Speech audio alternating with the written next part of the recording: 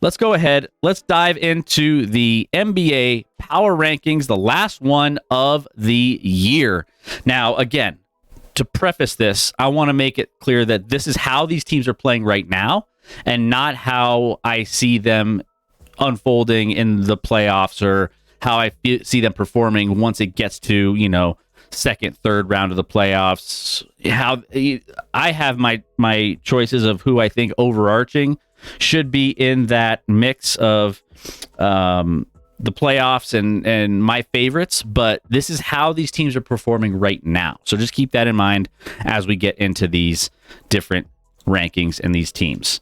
Let me know in the chat what you guys think in the comments. If you're joining on YouTube, make sure you also let me know your thoughts on these lists. I know there's never going to be, when it comes to NBA, there's never a perfect list, whether that's a player ranking, whether that's a NBA power ranking. Everyone's going to have their opinions and everyone's going to have what they think is the best or whatever it may be. But that being said, this is what I have here. So we're going to go with it. Starting off this list, we have the Dallas Mavericks coming in at number 10. Dallas Mavericks coming in at number 10 here. Now, Luka has been playing at an absolutely MVP level. This is the strongest case we've had for Luka to be an MVP in this league since he's been in the league.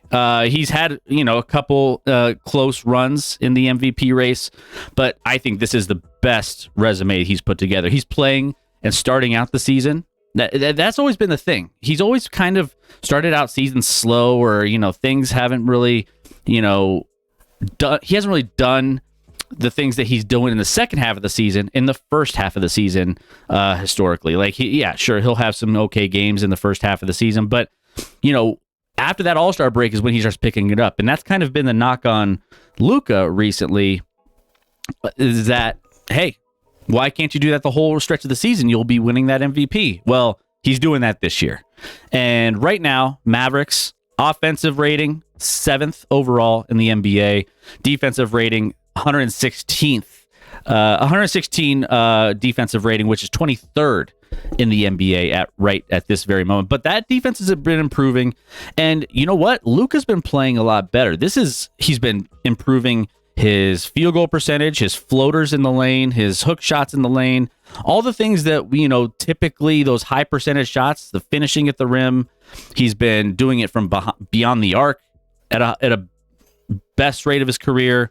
So overall, he is making a very, very good argument for himself. The Mavericks have been playing slightly better defense than they typically have at this point in the season. So, I like the Mavericks. I like what they're doing. They've been riddled with injuries. They've been held back a ton by injuries. So I think once they get healthy, they're going to be in a better spot. And once they can consistently, you got Kyrie Irving, who's been out for the longest time. I think he's going to help as well. But overall, Mavericks playing some good ball at this moment. Have them here at number 10. Number 9, the Miami Heat. The Miami Heat coming off another win last night, right? They're 5-1 in their last 6 games. Win in the road against Golden State. Their offense is just humming right now. They had what they've been doing recently has been insane. Scoring 120 points per 100 possessions over the stretch of that last that 5-1 stretch in their last 6 games. Tyler Hero's been incredible since he returned. 26 points per game, 6 rebounds, 4 assists, 48% field goal shooting, and 46 behind the arc. He has absolutely been just torching teams. Just since he's come back from that injury, he's been looking like the Tyler Hero everyone thought he would be. Duncan Robinson has improved. He's more of a playmaker, which his dribbling, his playmaking has improved substantially over the last year or so. Bam is playing at a high level. But also, Jamie Jaquez Jr. has been absolutely insane. I don't know if you guys have noticed what he's been doing. He's been in your Rookie of the Year candidacy, so to speak. It's a 2-horse race, but any other year, Jamie Jaquez Jr. would be a top candidate for Rookie of the Year. 13 points per game, 4 rebounds, 2.6 assists. He's a playmaker. I don't know if you guys watched a lot of that game last night against the Golden State Warriors, but Golden State was getting just absolutely manhandled by Hawkes Jr. I mean, he is stronger. He's bigger. He's a solid finisher around the rim. His mid-range is pretty good, and he's just playmaker. There was a dime that he passed from the top of the three-point line to the paint and on just a bounce pass. That was perfect. I was like, that's a Nikola Jokic bounce pass. That's how good that was. And if he continues to get better over his career, which I anticipate that's the case, look out. He's going to be insane. Heat, 14th overall offensive rating, 13th overall defensive rating, and they're 18 and 12 at this moment. So love what the Heat are doing. Everyone was wondering whether or not they would have any issues or they would have some disappointment with not getting Damian Lillard in the offseason and how that was just going to be just a downer for this team this year. It has not been. They've been humming. They're well coached. They have good players that are playing their roles. Top to bottom, I like what the Heat are doing. All right, next up, the Sacramento Kings. The Sacramento Kings come in here next on this list at number 8. They're 17 and 12, 6 and 4 in their last 10. They are not as good offensively this year as they were last year. We're only averaging 116 offensive rating right now, which is 12th best in the NBA. You also have 115.8 defensive rating. Thank you so much for that resub. Thank you for the 16 months, Ducky. Appreciate that love. Thank you. Defensive rating 21st overall. They got killed by the Wolves and the Celtics recently, so that's not been great. But here's the issue with this team. Here's the issue with the Kings that I think they struggle with. They need to try to, I don't know how you improve this, but they have issues with teams that have good perimeter defenders that can contain dribble penetration, especially from dynamic guards like Fox or Malik Monk.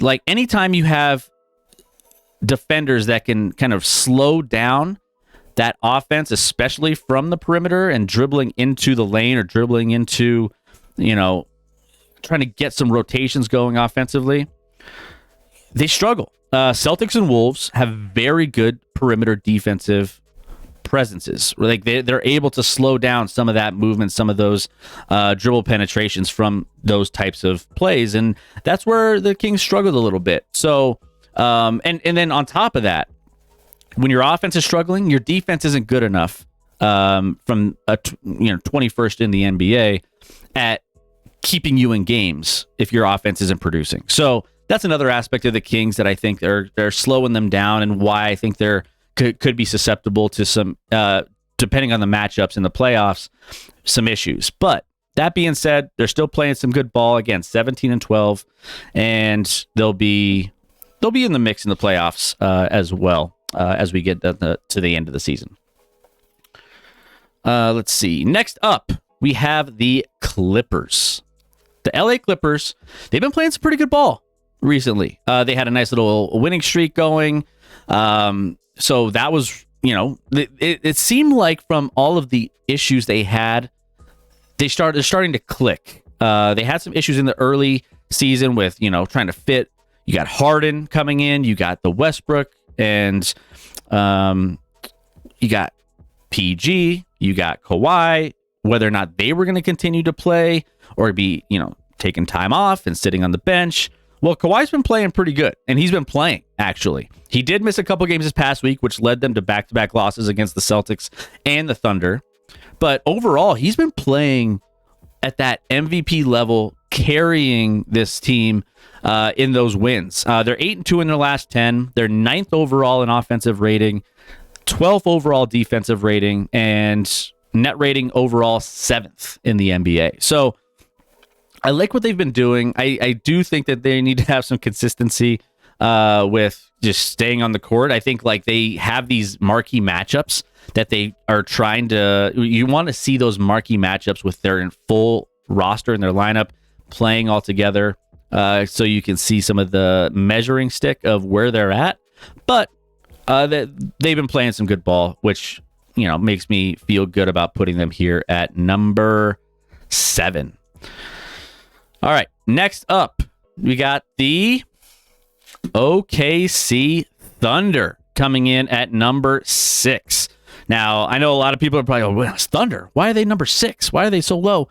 I think that they have a lot of good things going for them. They're 20-9 right now. They're 6th in offensive rating, 6th in defensive rating. So to be top 10 in both at this point is fantastic. Their net rating overall, they're 3rd in the NBA, and they have a really high, almost a top 5 pace when it comes to that aspect of their game. 7-3 in their last 10. Here's the thing, though. They're undersized, and I think that that's going to be a problem. They've lost to bigger teams, and I think that's the reason why, right? They just can't compete with some of the size of other teams in the West, especially teams like the Nuggets, the Wolves, and the Lakers. The fact that they don't have some of that doesn't give me confidence that they can win 4 out of 7 in the playoffs. So do I think that they need to go out and get a little bit bigger? I've been advocating for this for a while. I mean, I think Josh Giddey has been clunky in this offense with Chet because you're trying to run things through Chet, but then Josh Giddey wants the ball in his hands to make things happen. So you can't really play them together where they both feel comfortable all the time. I mean, do they have their moments? Sure. But I just think that getting maybe a deal going where you can get something for Josh Giddey, i.e. like a bigger presence, an athletic forward that can help out alongside Chet, is all that the Thunder need. You go out, you get like a Siakam next to Chet, or like a Jeremy Grant, or a Lauri Markkanen. I think Lauri could be incredible fit next to Chet Holmgren, and then the rest of this lineup. But I think that size would definitely help this team. Thunder also give up some 3-pointers as well. 43% of their opponent's shots, that's what they're giving up. The league's 3rd highest opponent rate when it comes to 3-point shots. So, you have a sharpshooting team that can, shoot them out of the building. My Nuggets have a matchup tonight against Chet and the Thunder, which I'll be going to, which will be a lot of fun to watch. I haven't seen Chet play in person, but I've seen some of his games, and he's absolutely a fun player to watch. My wife went to Gonzaga, so I obviously am a big Chet fan, so we'll see. But yeah, other than that, I think that's going to be the Achilles heel of this Thunder team, is just playing against big physical teams that just they don't have the capacity to hang with on that front. So there you go. That's why we have the Thunder here at number 6. All right, number 5. We have the 76ers, 21-9 as of today. They're offensively and defensively just elite. They're number 2 offensive rating in the NBA, number 3 defensive rating in the NBA, number 1 net rating overall. So they're top to bottom, some of the best overall ratings of any team. They're 8-2 in their last 10. Similar to the Kawhi thing, though, we didn't get to see some of those measuring stick games with Kawhi in the lineup against some of those marquee matchups. Same thing with Joel Embiid. He's had a little ankle injury, limited them on Christmas Day where they lost to Miami, which was a letdown for them. But I think at some level, it's hard to just discount what Joel Embiid is doing. The Minnesota game was absolutely insane. It was spectacular to watch. I think that was probably the best performance of any player against any team this season. He had a season-high 51 points over Minnesota, the most efficient offensive game against the league's number 1 defense. So it was just, that you want to talk about a performance that boosts you into that MVP candidacy, which I think he's at this point, he's got to be a front runner for the MVP. I think Luka's making a nice run at it as well. Joker's obviously always in it, but I think that right now Joel Embiid is right where he needs to be as far as how he's performing. I mean, he was the best player on the floor that game, and that was the best performance I've seen. So Sixers, with Maxey playing the way he's been playing, they've been doing fantastic when it comes to where they're at in the season. They're setting themselves up for potentially a good run in the playoffs. They need it. I mean, that's one thing on Joel Embiid's resume that he hasn't been able to prove. He can win all the regular season MVP awards he wants, but until he can get past the second round of the NBA playoffs and get into a Eastern Conference Finals at the minimum, you gotta make something happen there. So there you go. What's up, D. Cole? How we doing? Robert Ducky. Let's see. Cavaliers better be number 11. They might be. We'll never know. Next up, we got the Milwaukee Bucks here. Milwaukee Bucks currently 23-8. They're number 4 overall offensive rating and number 20th in defensive rating. So 8-2 in their last 10. Here's the thing with the Milwaukee Bucks. I've been really optimistic about how they've been playing recently because we're starting to see that Damian Lillard, Giannis pick and roll, which we've been waiting to see. That's the one thing, and we knew it was going to take some time. We knew that it was going to need some repetition and some practice in game to kind of get to the point where you know it's going to be reliable. And they've been doing that.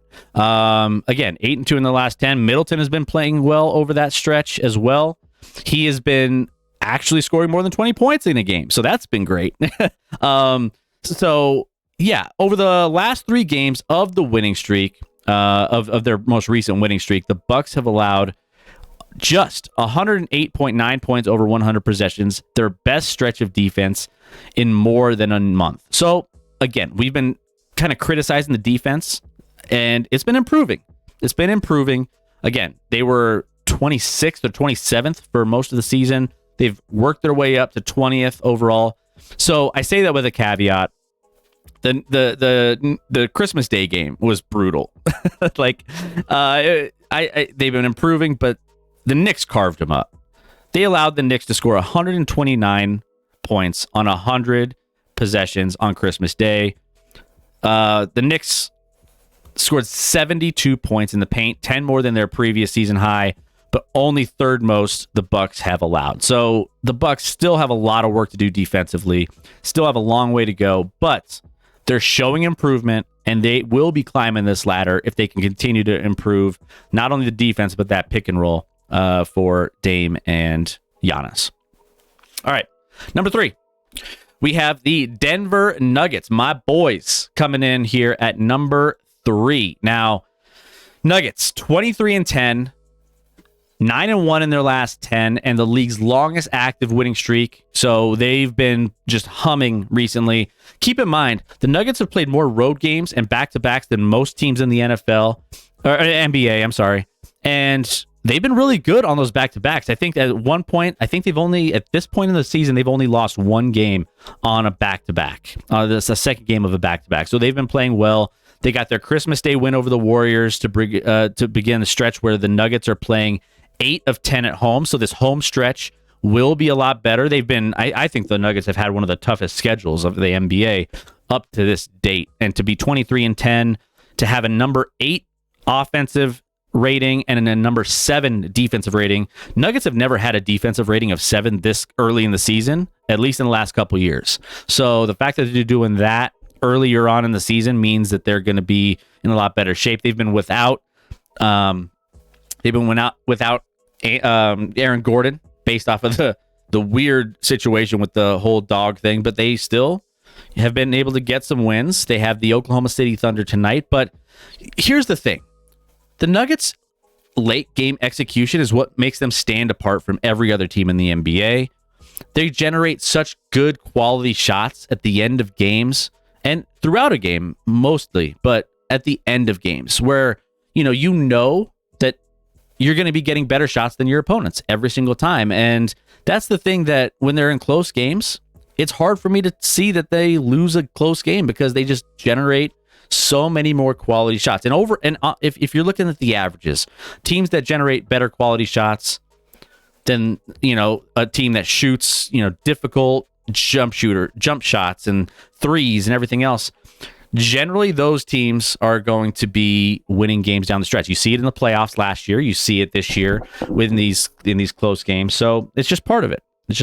So Nuggets will see how they play against the Oklahoma City Thunder tonight in a back-to-back. But yeah, they're playing really good basketball. I see them being one of the best teams and still my title favorite as of right now, just based off of the fact that, they're just consistently being very, very good where it matters, and that's generating quality shots. Next up, Minnesota Timberwolves. Now, Timberwolves fans, I know I had them on my previous rankings at number 2, and everyone's been throwing in the comments, oh, you're hating on the Timberwolves. I'm not hating on the Timberwolves. I think, this last stretch, if you were to ask me my power rankings 2 weeks ago or a week and a half ago, T-Wolves are number 1. But considering what's been going on with the Celtics and the T-Wolves, both teams, elite teams, both championship contenders this season, I kind of gave away my number 1, but the Celtics are going to be above them in this list. But that doesn't take away the fact that the Minnesota Timberwolves are one of the scariest teams in the NBA. They're 23-7, and they're absolutely performing at an elite level. Now, I do think that the Timberwolves have a great chance to make a deep, deep run. The Utah Jazz a couple years ago, I talk a lot about this, had a similar time where they were, top in the West. And I was like, they're fool's gold. Minnesota's not fool's gold. They're a very, very good team, and they will be competing for a championship. 17th offensively rating from the overall standpoint of how they're producing points. And then defensively, number 1. No change there. They're 4th in net rating, and they're 7-3 in their last 10. So the Wolves, 4 games into a stretch of 13 straight against teams that currently have winning records. So this will be an interesting stretch for them. I feel like this will give me a barometer of like how good they really are. I mean, I know they're good, and I know but if they can take this 13 game stretch and win a majority of those the way they have been winning games all season, that's just going to only solidify them even further on my list. Rudy Gobert, shout out to him, by the way, who has been, in the last few years, his best defensive presence and performances we've seen. This is the best he's played defensively in the last few years. I mean, he's offensively engaged. He's defensively just more energized and just all over the court. You could just tell the difference from where he was the last couple years to where he is now. So he's been incredible. By the way, the Wolves 3-1 thus far, and remain only team that hasn't lost 2 straight. So they've been really good when it comes to just being consistently like not going through these stretches. Now we'll see if they can continue that against some of these top records.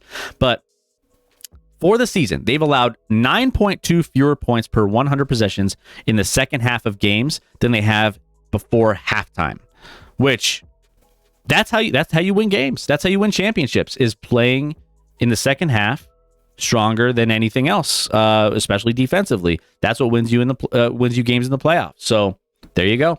The Minnesota Timberwolves getting a lot of love here at number 2. Number 1, Boston Celtics. Boston Celtics coming in here 23-7 as of today. They are number 3 offensively in the NBA and number 5 defensively in the NBA. It's hard to take away what they've been doing. Net rating, they're number 2 overall. 9-1 in their last 10, similar to the Nuggets. They lost to the Warriors, but killed, absolutely destroyed the Lakers, the Kings, and the Clippers, all on the road, all on that West Coast swing. So the fact that they're playing as good of basketball as they are it's great. You had that scare last night against the Detroit Pistons. I think the pressure got them. Derek White, by the way, doesn't get enough love. Derek White leading this team from a leadership standpoint and getting this putting this team on his back when they need a big play. Now, I love what Jason Tatum brings to this team, obviously as a superstar in the league. I am concerned his clutch gene when it comes to winning games in the playoffs and then in the regular season. I called it when I was watching that game last night between the Celtics and the Pistons.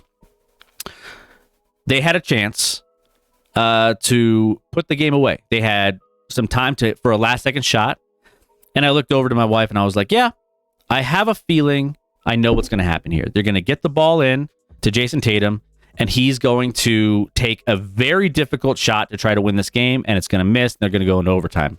And sure enough, it unfolded exactly as I predicted. And that's the thing. I think Jason Tatum, the knock on him for me is the fact that he takes and puts himself in such difficult positions to shoot at the end of games or in clutch situations. And instead of getting an easy bucket, instead of trying to, use his dribble drive or his, trying to lose a defender, I think he forces himself into making a play that's more difficult than it needs to be. And that's what ends up happening in the playoffs. That's why, some of those late games, we talked about the Nuggets generating quality shots. I just feel that Jason Tatum does not generate enough quality shots for himself. So just side tangent on that. Derek White has been good finishing in the end of games. Porzingis has been great while he's on the court. He gives a more dynamic nature to this offense and defense.